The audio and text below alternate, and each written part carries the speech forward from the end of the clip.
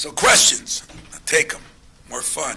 Students, you'll see what it's like, but you'll see what your life is going to be like in the future.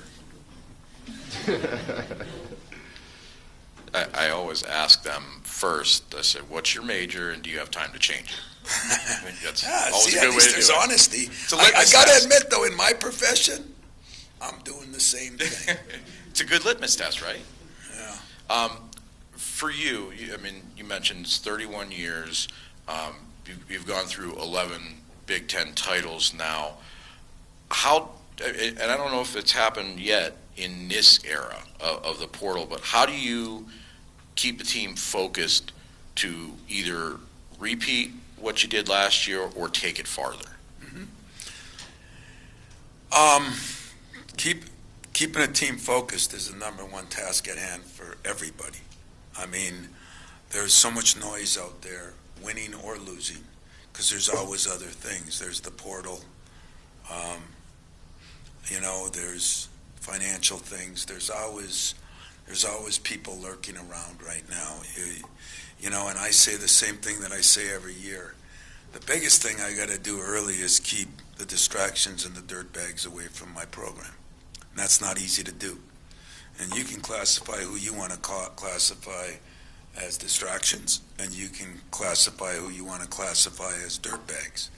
But people that are trying to get in and dynamite your programs, and we're all going through it. It's not at Michigan State, it's everywhere. And so it's a different era. It's a different era. But what I learned last year is I complained about it for a couple of years, and I don't want to accept it because I don't think it's good for our players. I don't think it's good for the student athletes. I don't think it's good for the students. But I've accepted that I got off those committees. I'm going to worry about my team and Michigan State University. And it worked for a year, We weren't as talented as some of my teams last year. We were as together.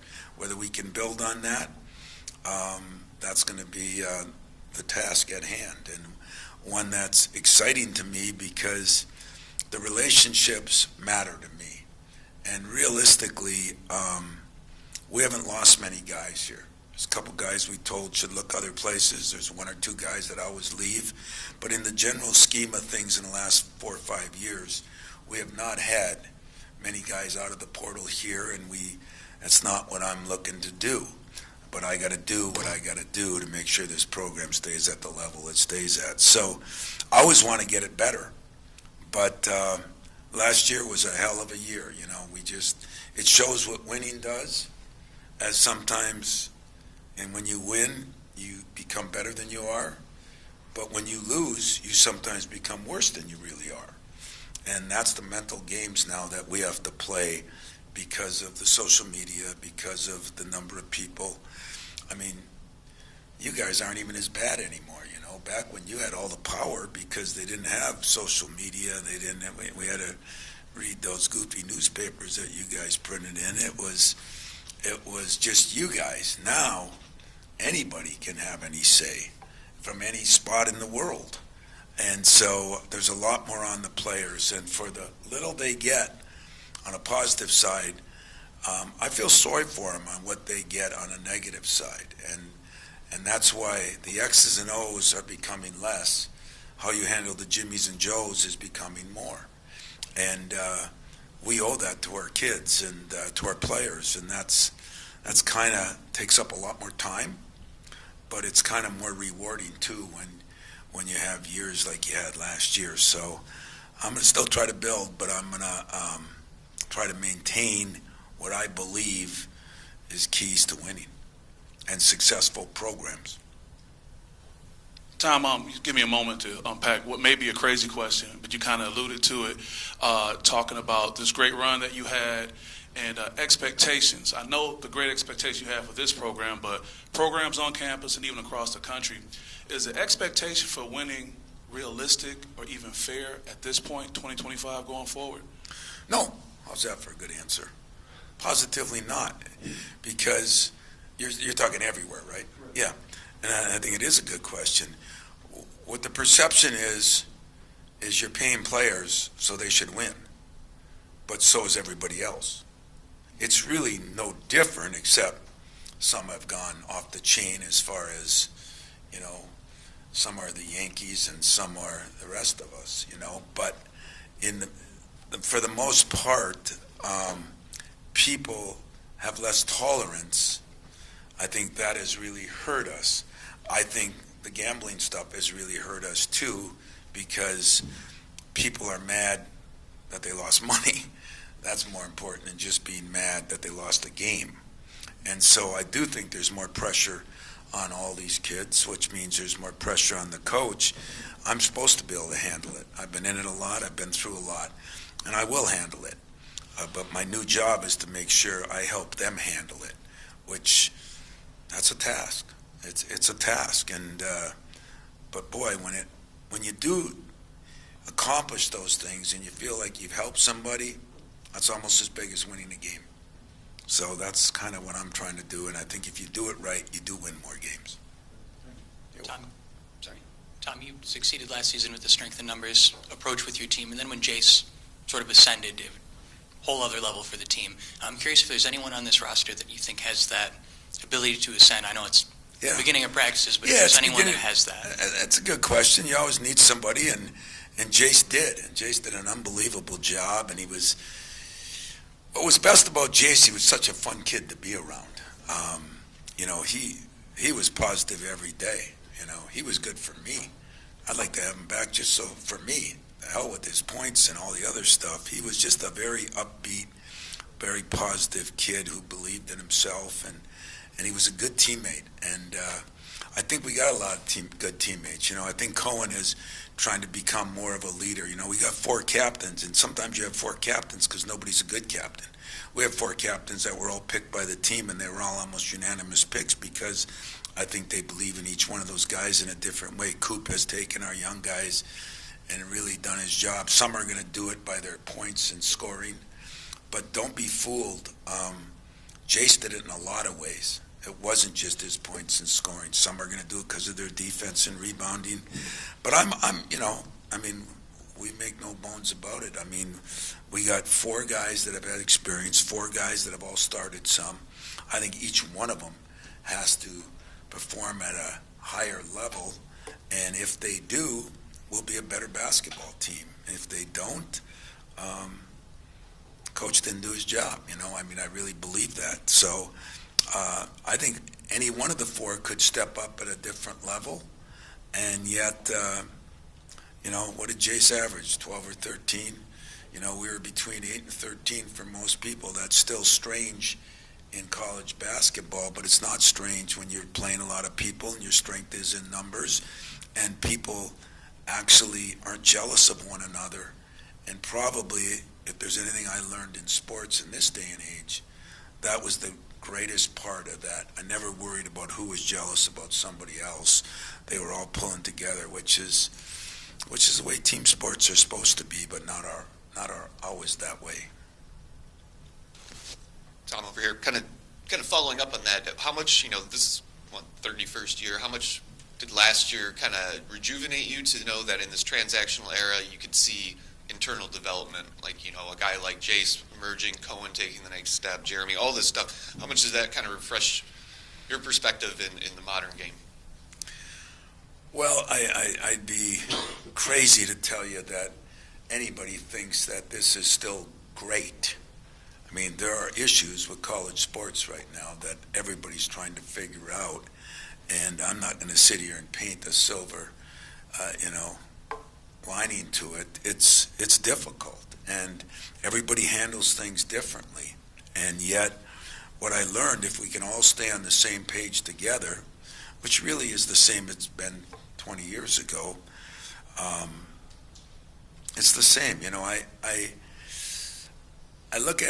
always look at my other sport, you know, my other love, which is football, and I look around the country. I don't just look here, and I'm watching and I'm listening to guys that I respect, like a Kirk Herbstreit or Nick when he's doing games, and I'm listening to what they say, and, you know, there's all these different offenses and defenses and all these crazy things that are going on now, and they call them something different so that the coach can sound smarter and this and that. And at the end of the day, if you can't block and tackle and take care of the ball, you probably don't win. In basketball, if you don't defend and rebound and take care of the ball, you're probably not going to win. So there's a lot of different changes. And last year, we got to the free throw line. The little things we did. We shot 78% from the line. We took care of the ball better. Our defense was very good. We rebounded the ball pretty good. And then the stat that nobody can measure. The chemistry, camaraderie, and togetherness of a group that is focusing on one common goal and not a bunch of different goals is incredibly strong. And so, a lot of things have changed over 31 years. Nothing has changed over 31 years if you really want to talk about what it takes to be successful. And that's not just in basketball or football or baseball.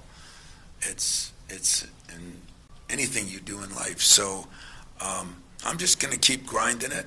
I'm adjusting as the days go, as the weeks go, as things change. I'm adjusting, but I'm not changing the principles and what has helped make me successful or withstood the test of time for years and years and years. Tom, could you sort of compare a little bit Trey and Kerr and what they both bring to that position? How are they similar? How are they different? And Yeah. where's sort of the state of that, if you call it a position battle or a competition at this point? It should be a position battle, and it should be one of our most important position battles. In Trey, we have a phenomenal athlete. I mean, he's got Cohen Carr athleticism. He's got a 40-some inch vertical jump. He's strong. He's built. He's been well-traveled, which isn't the norm for here, but all of it wasn't his fault. In one place he was, his coach died. I mean, it's been strange situations. But that has hurt him, too, to be moving all over the place, because defensively he's got the longest ways to go. But being the athlete that he is, I think he's going to, and he wants to. He's been a great kid to coach. So I think you're going to see great improvement by him. In Kerr, he is probably our best pure shooter. He has changed his body, too. He is more athletic. He's got to get a little better with the ball, and he's got to get better defensively. So if there's a weakness right now, it's maybe at the 2 spot defensively. Hopefully, that used to be one of my fortes, so maybe the coach can do a better job helping the kid do a better job. And if we can improve that, they both can shoot it. I mean, Trey's got incredible range, very, very good three-point shooter. And Kerr can really shoot it too, and I think there'll be times they'll both be on the floor at the same time. We can still move Cohen around a little bit, and yet Cam Ward is, really coming on in practice, and Jesse. So I think we have enough bodies. We just got to make sure that they can do what they need to do to help us win.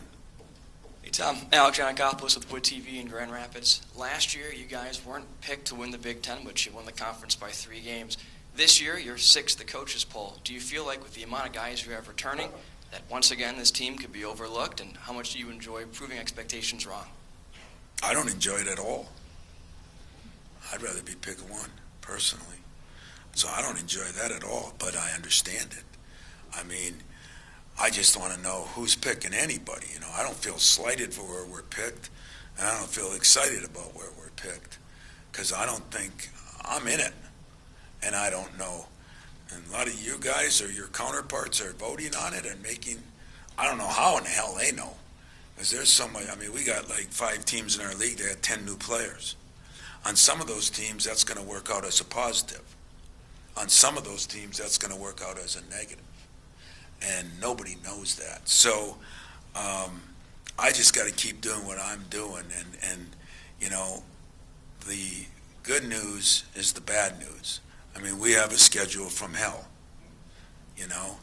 and the jerk that scheduled them is standing in front of you. So I got nobody to blame but me.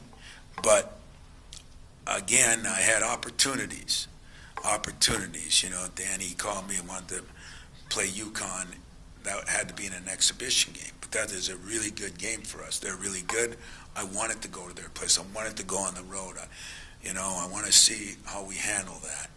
And then when you have, Arkansas and Kentucky and Duke and Carolina, the beauty of it is you all been waiting for it. you all been waiting for it. You didn't even know it because some of you weren't born when it wasn't happening. But everybody looks for some good non-conference home games. And it's been very difficult for me. I've always wanted to. When Tubby was at Kentucky, we did more and a couple things like that. But a lot of guys, when Billy was at Florida, we did it. But a lot of people don't want to play home and homes. They want to play neutral sites. And Duke owed us a game. John was great because of us going down there before. And John Calipari, I don't know. He just, figured out that it'd be fun to play home and home. So they're coming here this year. So we have Duke and Arkansas now, two of the better teams in the country coming here. But that's what I wanted. That's what our fans deserve. They deserve, even you media people might deserve not to have to go on a road trip to see top-notch teams coming in here. I hate to do it for you guys, but maybe a little bit of me did. But I think that's a very, very strong statement for us. And but who knows what that means? I've been 2-6 in the preseason at one point that year. I think it was 2003 when we played everybody except the Celtics and God. But this year we're challenging ourselves. It's all I'm worried about is what's going to make my team good enough to get where I want to get in February. Now, in saying that, you can damage yourself too, because this day and age, you lose a few games. Hell, my mother will be tweeting about me, okay? But it just doesn't bother me. I just got to make sure it doesn't bother our kids, depending how it goes. Either way, winning or losing. But exciting for sure. Coach, I know you touched on it a little bit, but just 5 times in 31 years you've had 4 captains on a team. What makes this group so special? And maybe they each have a different leadership style. Just touch on that a little bit. They do. That's a good question. I've always believed that, there should be a couple of captains. And so some years we say as a staff, we're going to pick the captains. And we just thought it was so important seeing what happened last year that we would let our team pick them. And when they did, our staff voted 2 in a separate, and it was identical. In Jackson Kohler, he's been through a lot in his career. And these are guys that could have transferred. And they have a love for this program, for this university, and that made him a deserving guy that the players appreciated. This summer, he was really good with Cam and our freshman. He was very good with Jordan. And Carson Cooper, he's kind of the old man of the group. Because he's from Jackson, so he's been here his whole life. And his dream was to play here. And now he got to live his dream. Now I'd like to see him live the rest of his dream and finish the job. But probably as good a guy helping everybody in a quiet way. Okay, Cohen was the guy that I needed to step up. And Cohen, I think, has stepped up incredibly well. If you listen to him on the floor, he talks now as much as anybody. That was not his personality or his style. He could airlift up, but it wasn't projecting out. So he has players voted for him like they should have. And Jeremy, I said when I got him, he's in my Mateen Cleaves mold because he talks, let's face it, sometimes too much, but so do I. So that's why I love him. But he has the toughness and the intelligence to say the right things. It's sometimes how he says them. I think he's really turned the corner on that. And, when I talk to different players about why they voted for him, it was really impressive. So I think, even though it's only happened 5 times, I didn't know it was 5, but I think they got it right, and I think I'm excited to work with those guys. Hey, Tom, you talked a lot about what Cohen has improved at as a leader, as a shooter. So what are your overall expectations for him coming into the season? Well, they're big. I have big expectations for Cohen, but they've been earned. his expectations have been earned. I think this day and age, we give too many things. We give kudos to people for what they do, or the expectations we have of them are given because we hope they're there. He's earned his expectation that I place on him. He's gotten better, he's gotten stronger, he's gotten bigger. His body fat is, I think, 0. I mean, he's an unbelievable kid. So hard not to love Cohen Carr. You know, you can fall in love with the fact that he can jump over you, but that's not why I fall in love with him. I fall in love with him because I think he worked his tail off this summer in the areas of ball handling, in the areas of shooting, in the areas of his strength, and then he's gotten better with his defense, which is hard to do in the summer because they play in that summer league, you know, and the average score is 181 to 179. So it's illegal to play defense in that league, but they can play some offense, and that helps too. Relationships with your players are not a new thing for you, but it's interesting. A few moments ago, you termed it my new job, and I'm wondering, with being off all the committees and the acceptance as you term it, how much of your new job is spending more time with your players, and how do you find the delicate balance of spending time with them and not having them get sick of you? Not that anyone will get sick of you, but is there a balance there? I could name you a lot of people sick of me. No, you know, the funny part is the new time I have is I get to see my family more. I never slighted my players. I mean, I've said it my whole career, and I'll say it till the day I leave here. Relationships mean the world to me, and I do not think you can ask people to do things that are superhuman, because you're pushing these guys to the nth degree if they don't trust and believe in you. And the only way, you know, the days of being a dictator, you know, I finally got good enough. You win a national championship, I guess you're in the Hall of Fame, or you break some records, and you're finally good enough where your title should matter. Titles don't matter anymore. And I'm not so upset about that. They don't matter. Every year you've got to earn your keep. You guys don't respect anybody because of their title. You expect how you're treated, what you do for them, and what they do. So I've got to earn that every year. I don't get to say I'm the head coach. That matters a little bit, but it doesn't matter as much. And you're right. The only way you get relationships, the only way you get people to trust you is to spend time with them. And so again, we try to do some things. You know, last year we went to Spain. It was great. It was easier.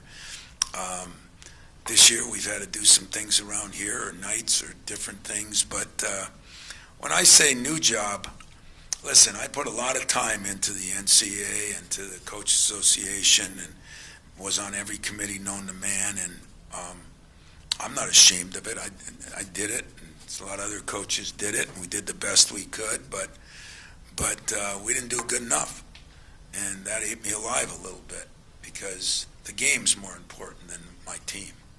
The game's going to be around here when I'm dead, and the game was around here before I was born. So the game's still important, but right now, the administrators, the coaches themselves, got to figure out which direction the game is going.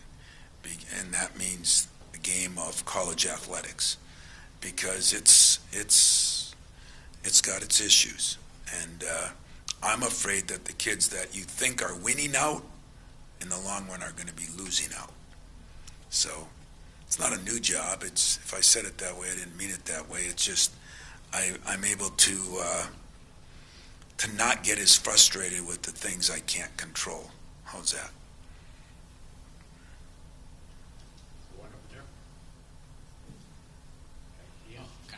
Guess I'll go. God, I thought we were done. That was going to be a hell of a day. Go back there and talk to the students. What is it about Cam and Jordan that has surprised you, and what do you see their role being? Well, Cam's a man. I mean, he's like an Antonio Smith. He's got a little different skill level, though. But he is strong, he's tough, he's smart. He's won championships and knows how to win. And he's been fun to coach. It's been fun to watch him grow. And boy, if Carson Cooper and Jackson Kohler, if there's two guys that have done an unbelievable job with Cam, it's those two guys. They've kind of brought him along and really helped him out. In Jordan, we thought when we got him skinny, kind of, probably wouldn't be very good defensively. He's impressed me. First of all, he's gained 15 pounds already, and he's gotten stronger. He is one of our better shooters. He is 6'6.5". He's got a long wingspan. He's a very intelligent kid, both basketball-wise and in the classroom, and plays a lot harder. So Lorenzo Guest probably should, my summers are about character building. Character building's done in the weight room to me. And this kid's character, his confidence has just moved up and up and up. And so I think those two kids are going to really be good for us this year and in the future. You talked about the schedule a little bit already, but with the changes in exhibitions and being able to play multiple Division I opponents, how does that change how you approach the exhibitions, and also what do you kind of hope to learn from your team in those two games with Bowling Green and UConn?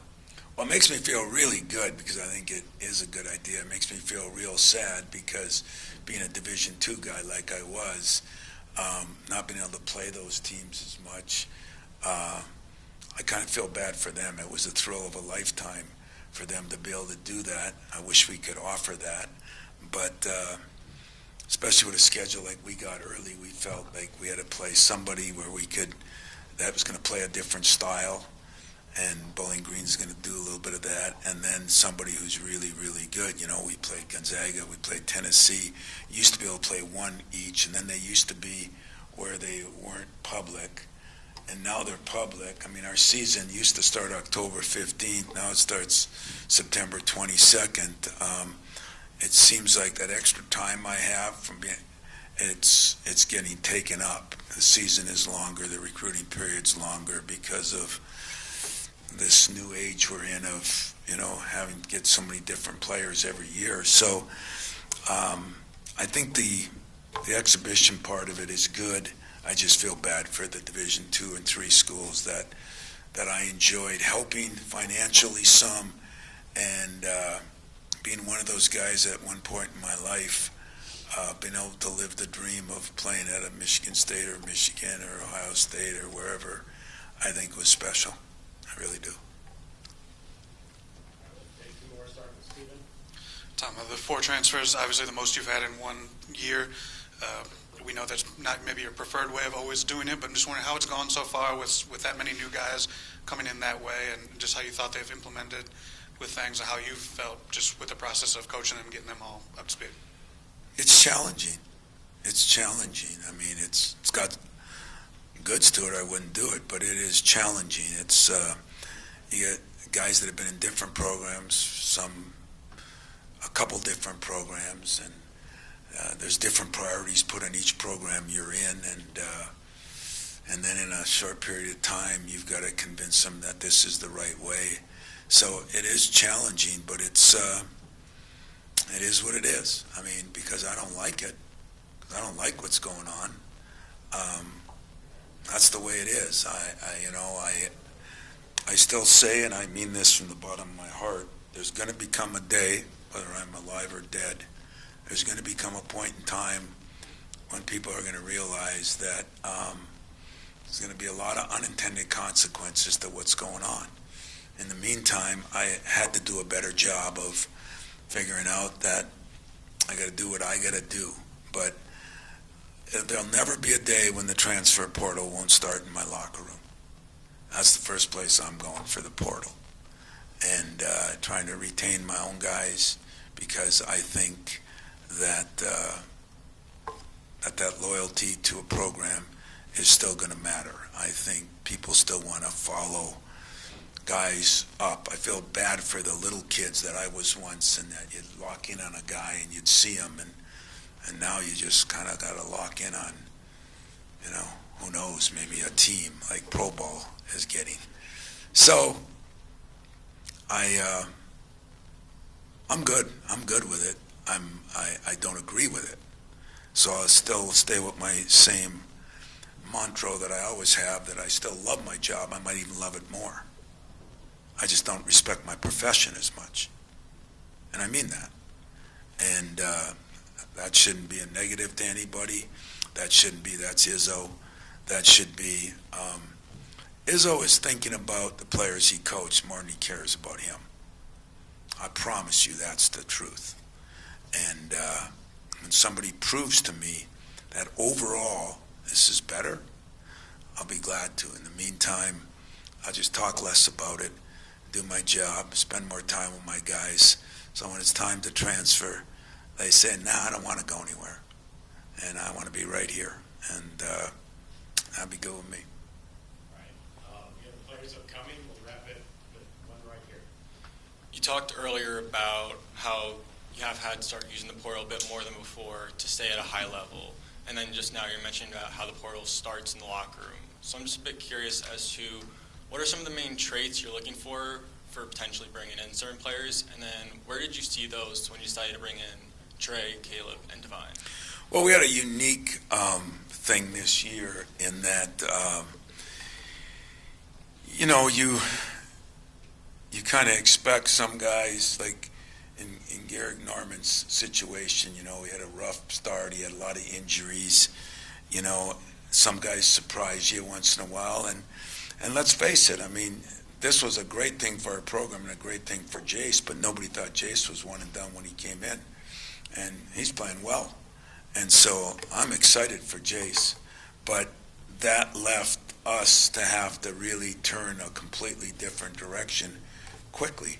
So that's what you have to do now. You have to be able to adjust on the run. And the guys we brought in you have to figure out guys you can find, guys you can afford, and guys that you think fit into what you do.